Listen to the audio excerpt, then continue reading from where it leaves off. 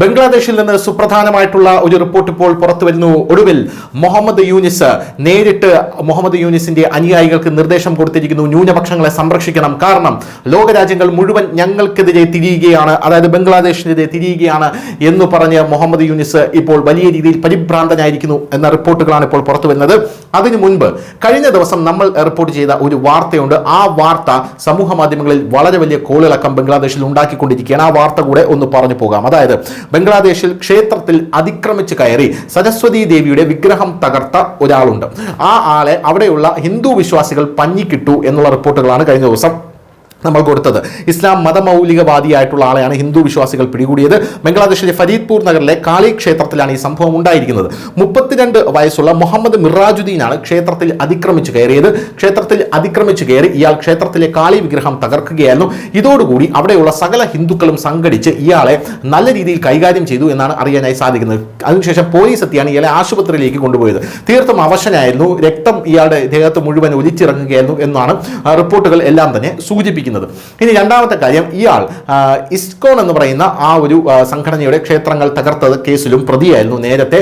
അങ്ങനെ പ്രതിയായി ഇയാളെ പോലീസ് പിടിച്ചുകൊണ്ടുപോയപ്പോൾ പിന്നീട് വരുന്ന റിപ്പോർട്ട് ഇയാൾ ഒരു മാനസിക രോഗിയാണ്, അതുകൊണ്ട് ഇയാളെ വെറുതെ വിടണം എന്നുള്ളതായിരുന്നു. എന്നാൽ ഇത്തവണ ഇയാളെ വെറുതെ വിട്ടില്ല, ഇയാളെ നല്ല രീതിയിൽ കൈകാര്യം ചെയ്താണ് അവിടെയുള്ള ആൾക്കാർ വിട്ടത് എന്നുള്ളതാണ്. ഇനി ഈ ബംഗ്ലാദേശിന്റെ വാർത്തയിലേക്ക് വരാം. ഹിന്ദുക്കൾക്കെതിരായുള്ള ആക്രമണം വർദ്ധിച്ചതോടെ രാജ്യത്തിന്റെ ആഗോള പ്രശസ്തിക്ക് അത് കോട്ടം തട്ടി എന്നാണ് ഇപ്പോൾ മുഹമ്മദ് യൂനിസ് പറയുന്നത്.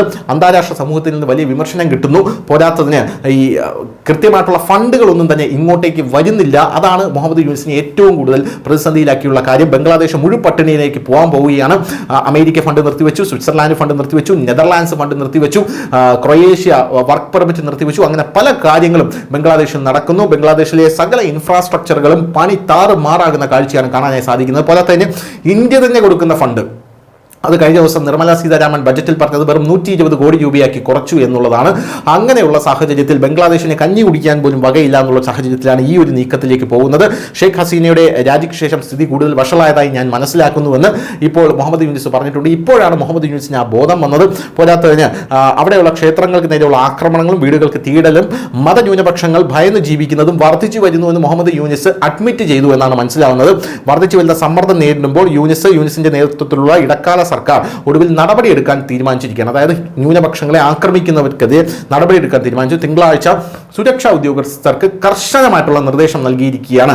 ഈ ആക്രമണങ്ങൾ ഇനി തടഞ്ഞേ പറ്റൂ എന്നാണ് മുഹമ്മദ് യൂനിസ് പറയുന്നത്.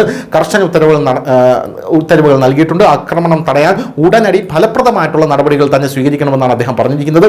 മതന്യൂനപക്ഷങ്ങളെ സംരക്ഷിക്കുന്നതിൽ പരാജയപ്പെടുന്നത് ബംഗ്ലാദേശിന്റെ അന്താരാഷ്ട്ര നിലയെ സാരമായി ബാധിക്കുന്നു എന്നുള്ളത് കൊണ്ടാണ് യൂനിസിന്റെ ഈ ഒരു നീക്കം എന്ന് പറയുന്നത്. പ്രധാനമായിട്ടും പൈസ കയ്യിൽ കിട്ടുന്നില്ല എന്നുള്ളതാണ് യൂനിസിനെ പ്രതിസന്ധിയിലാക്കുന്നത്. മറ്റ് രാജ്യങ്ങളുടെ ഉന്നത സുരക്ഷാ യോഗം ഇതിൽ ചേർന്നിട്ടുണ്ട്. പ്രതിസന്ധി കൈകാര്യം ചെയ്യുന്നതിൽ സുതാര്യത വേണമെന്നാണ് യൂനിസ് പറയുന്നത്. വെറുതെ അങ്ങ് ചെയ്താൽ പോരാ, അത് സുതാര്യമായി തന്നെ ചെയ്യണം. എല്ലാ പൗരന്മാരുടെ അവകാശങ്ങളും സുരക്ഷയും ഉയർത്തിപ്പിടിക്കേണ്ടതിന്റെ ആവശ്യകത യൂനിസ് അവിടെ ഊന്നി പറഞ്ഞിട്ടുണ്ടെന്ന് മനസ്സിലാകുന്നു. സൂക്ഷ്മമായി സ്ഥിതിഗതികൾ നിരീക്ഷിക്കുകയാണെന്ന് പറഞ്ഞിട്ടുണ്ട്. പോരാത്തതിന് അക്രമ സംഭവങ്ങൾ വേഗത്തിലുള്ള പ്രതികരണം ഉറപ്പാക്കുന്നതിന് ഒരു പ്രത്യേക കമാൻഡ് സെന്റർ സ്ഥാപിക്കാൻ ഇപ്പോൾ നിയമനിർവഹണ ഏജൻസികൾക്ക് നിർദ്ദേശം നൽകിയിട്ടുണ്ട് എന്ന് പറയുന്നു. ഡെയിലി സ്റ്റാറിന്റെ റിപ്പോർട്ട് പ്രകാരം ഉന്നത ഉദ്യോഗസ്ഥരുമായി യൂനിസ് ഒരു സുരക്ഷാ അവലോകനം നടത്തി. വ്യാപകമായിട്ടുള്ള നിരീക്ഷണത്തിനാണ് അദ്ദേഹം അവിടെ, അതായത് ന്യൂനപക്ഷങ്ങൾക്ക് നേരെയുള്ള അതിക്രമത്തിന്റെ രാജ്യവ്യാപകമായിട്ടുള്ള നിരീക്ഷണത്തിനാണ് ഒരു പ്രത്യേക സമിതി, ഒരു കമാൻഡ് രൂപീകരിക്കാൻ അദ്ദേഹം പറഞ്ഞിരിക്കുന്നത്. ഇനി രാജ്യത്ത് ഒരു ന്യൂനപക്ഷങ്ങൾ പോലും ആക്രമിക്കപ്പെടുന്ന വാർത്ത പുറത്തേക്ക് പോകരുത്. നമ്മുടെ രാജ്യത്തിന് വലിയ കോട്ടം തട്ടും എന്നാണ് യൂനിസ് പറഞ്ഞിരിക്കുന്നത്. News desk, news India Malayalam.